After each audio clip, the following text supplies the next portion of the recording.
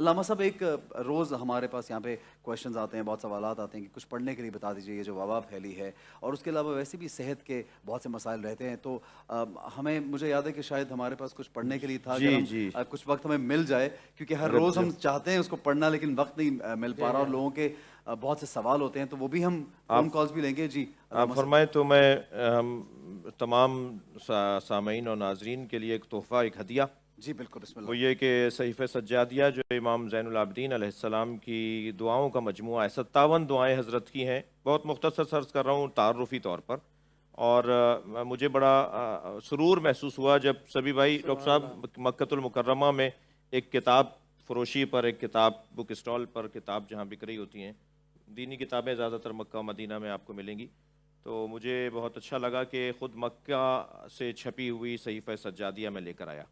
یعنی مکۃ المکرمہ حرم کی طرف سے چھاپی گئی تھی، اور امام زین العابدین کی تمام دعائیں وہی دعائیں جو دعائیں ہیں. یعنی صحیفہ سجادیہ دو طرح کی نہیں ہے. مجھے ایک اہل سنت عالم دین نے ایک فضائی سفر کے درمیان مجھ سے کہا کہ اس کی سند کے اوپر آپ لوگوں نے کیا کام کیا ہے، تو الحمدللہ نجف اشرف سے اور قم میں سند ادعیاء امام زین العابدین پر جو دعائیں ہیں ان پر کام بھی ہو چکا ہے، اور سند پر بھی بحث ہو چکی ہے کہ اس کی سندیں بھی مکمل ہیں. تو اس صحیفہ سجادیہ میں جو دعا وباؤں سے متعلق ہے امام زین العابدین کی، وہ 7ویں دعائیں. خوش رہیے. جی علامہ صاحب، آئی تھنک کہ ہم پڑھ لیتے کیونکہ کافی لوگ یہ بار بار جاننا چاہ رہے جی ہیں. بسم اللہ الرحمن الرحیم. دعا کا آغاز ہو رہا ہے، یا من تحل بہ عقد المکارہ، اے وہ جس کے ذریعے مصیبتوں کے بندھن کھل جاتے ہیں، اے وہ جس کے باعث سختیوں کے دھارے کن پڑ جاتے ہیں، سبحان اللہ. اے وہ جس سے تنگی و دشواری سے وسعت و فراغی کی آسائش کی طرف لے جانے کی التجا کی جاتی ہے. تو وہ ہے کہ تیری قدرت کے آگے دشواریاں آسان ہو گئیں، بے شک، اور تیرے لطف سے سلسلہ اسباب برقرار رہا، بے شک، اور تیری قدرت سے قضا کا نفاذ ہوا، اور تمام چیزیں تیرے ارادے کے رخ پر گامزن ہیں. بے شک. وہ بن کہے تیری مشیت کے پابند ہیں، اور بن روکے خود ہی تیرے ارادے سے رکی ہوئی ہیں. مشکلات میں تجھے ہی پکارا جاتا ہے، بے شک، اور بلیات میں تو ہی جائے پناہ ہے. بے شک، ان میں سے کوئی مصیبت ٹل نہیں سکتی مگر جسے تو ٹال دے، بے شک، اور کوئی مشکل حل نہیں ہو سکتی مگر جسے تو حل کر دے. بے شک، بے شک. پروردگارا، مجھ پر ایسی مصیبت نازل ہوئی ہے جس کی سنگینی نے مجھے گراں بار کر دیا ہے. وہ ایسی آفت آ پڑی ہے جس سے میری قوت برداشت عاجز ہو چکی ہے. تو نے اپنی قدرت سے اس مصیبت کو مجھ پہ وارد کیا ہے، اور اپنے اقتدار سے میری طرف متوجہ کیا ہے.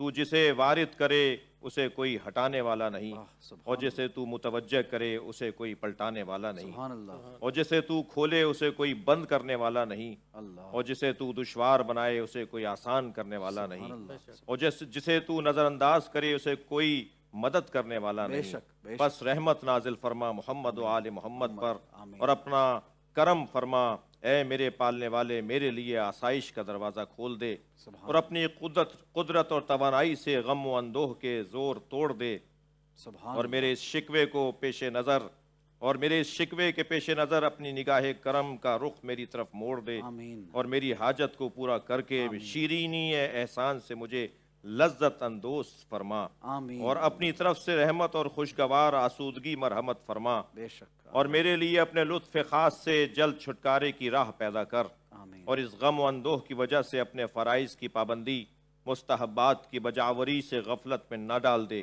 کیونکہ میں اس مصیبت کے ہاتھوں تنگ آ چکا ہوں، اور اس حادثے کے ٹوٹ جانے سے دل رنج و اندوہ سے بھر گیا ہے. جس مصیبت میں مبتلا ہوں اس کے دور کرنے، اور جس بلا میں پھنسا ہوا ہوں اسے نکالنے پر تو ہی قادر ہے. لہٰذا اپنی قدرت کو میرے حق میں کار فرما کر، اگرچہ تیری طرف سے میں اس کا سزاوار نہ قرار پا سکوں. اے عرش عظیم کے مالک، پس تو قادر ہے، اے سب رحم کرنے والوں سے بڑھ کر رحم کرنے والے. سبحان اللہ. آمین یا الہی، آمین یا رب العالمین. اور علامہ صاحب کیا خوبصورتی ہے ماشاءاللہ. یہ وقت کے حساب سے لگ رہا ہے کہ ابھی اس وقت کی دعا ہے. جی، اور آئی تھنک یہ بڑا ایک ضروری ہے کہ اس دعا کو عام بھی کیا جائے اور اس کو اس طریقے سے پڑھا جی. ہم نے کوشش کی کہ اس کے عربی کے کلمات جو حضرت کے اپنے الفاظ ہیں وہ ہم نہیں دہرائے، کیونکہ ترجمہ सामीन सुने और उसको समझें और अल्लाह के हुजूर मुनाजात। मैं आपसे ये भी अर्ज़ करूँ कि आइम्मा अहले बैत ख़ुद अहले बैत मुस्तफ़ा सल्लल्लाहु अलैहि वसल्लम सरकार दो जहाँ का वजूद नाज़नीन, जब हम रियाज़त और मेहनत करें और तक़वा परहेज़गारी अपना लें तो हमें इल्हामी कैफ़ियत हासिल हो जाती हैं, मुकाशिफ़ात औलिया इलाही को हासिल हो जाते हैं।